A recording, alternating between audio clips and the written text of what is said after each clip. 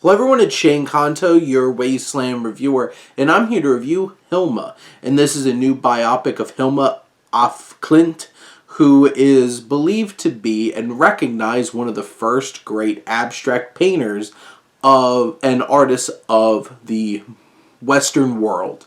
And this is from writer-director Lasse Hallström, who has had a long career of working with films from What's Eating Gilbert Grape to Chocolat, A Dog's Purpose, My Life as a Dog, and all kinds of other films.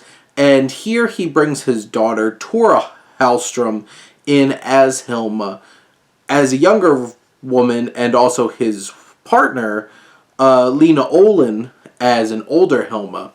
And both of them provide dynamic and engaging and intriguing performances as this artist. And I think Hallström, for the most part, really carries this film in so many ways with this great performance. She is strong, she is confident, she provides a dynamic that is unique and engaging for the audience to connect with Hilma. And I think Olin does a really good job later in the film continuing that, taking the baton and carrying it to the finish, where we get to see some pretty tragic moments for this woman later in her life. You also have Catherine Chalk, who plays Hilma's very close friend, they have a sexual relationship, and that dynamic has its ups and downs and brings some of the more emotional moments of the film, because Chalk's character was such a big part in Hilma's life for a big chunk of this film, and that dynamic really brings some of the heart and soul to this film.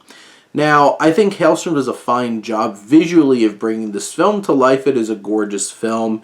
It looks beautiful. It's composed very well by John Ekstrand, and the cinematography by Ragnar Jorming really brings a lot of elements to life in this film in terms of the visual palette.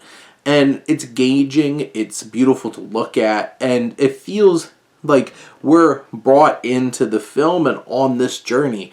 Now, I have to say that this film does not shy away narratively from a lot of familiar beats and basics of biopic filmmaking, which that's where this film kind of doesn't really transcend and really capture the spirit of this abstract artist, which I think this film, if it was bolder and wanted to really do justice by Hilma, would have taken some of those elements and really ran with it and made this more abstract and layered and intriguing.